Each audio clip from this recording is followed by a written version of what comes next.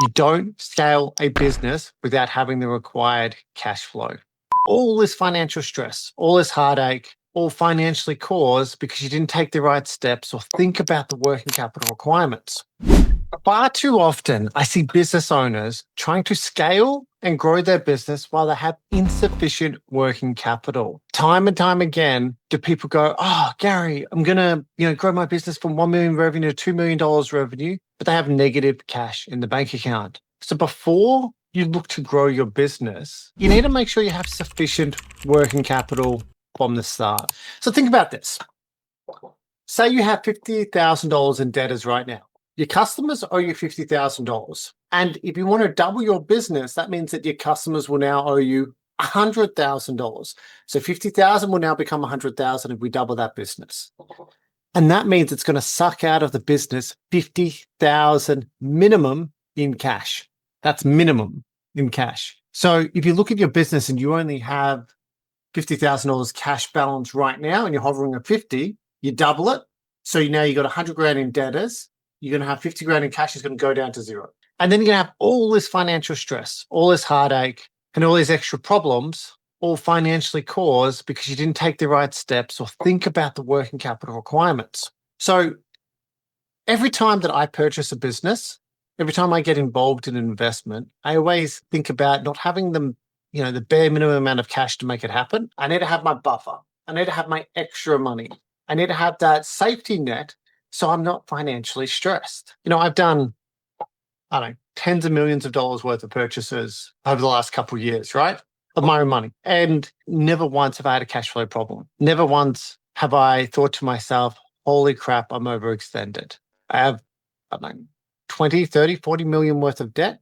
I have no stress. Just because I get up early, look outside. This is actually in the morning when I'm recording this. I get up early because I obviously like exercising too much. And this time in the morning, no one calls me or I don't answer. And I get my videos done and I get the things done I want because I have no stress. I go to bed early, go to bed at 8, 9 o'clock at night. I wake up, 4 or 5 in the morning. I don't have stress. When you're scaling a business, you don't want financial stress. You want to make sure you have enough working capital and cash. And sometimes you go, you know what? I have an amazing business. We're just not big enough. So sometimes you go, okay, time to bring in some investments. I'm just thinking about all the businesses that I own, not majority. There's 1, 2, 3, 4 businesses that I own. So 3 out of the 4 businesses that I own that do over $1 million a year in revenue, I have business partners. I have other shareholders. I have other investors, right? Just because I control the business, just because I make, the major decisions doesn't mean I don't have other people involved in it as well. I won't mention which one of my businesses, but actually all my businesses, I've made my investors, 2, 3, 4 times the money that they put in, maybe even 5 times the money that they put in. All of them have made all the investors money, right?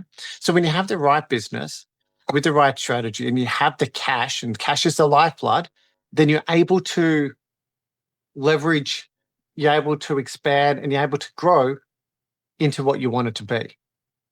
But unless you got tens of millions of dollars, you might find that it's better, to have the right team around you, to build the right team, to have investors, have outside capital, and to build the business that you want to build. You don't scale a business without having the required cash flow. So don't think about putting on those 3 extra team members, those 5 extra team members, 10 extra team members. If you haven't done the maths properly or had someone else do the maths to see what the impact to your cash flow is going to be. Think like, again, go back to what I said before, $50,000 in debtors. Now you got 100,000 in debtors. Okay, right? You might be billing more per month, but it's going to take you 30 or 60 days to collect that money. And because it takes you 30 or 60 days to collect that money, what about those extra 3 team members that you just put on, or those 5 team members you just employed, or the new factory you just took over?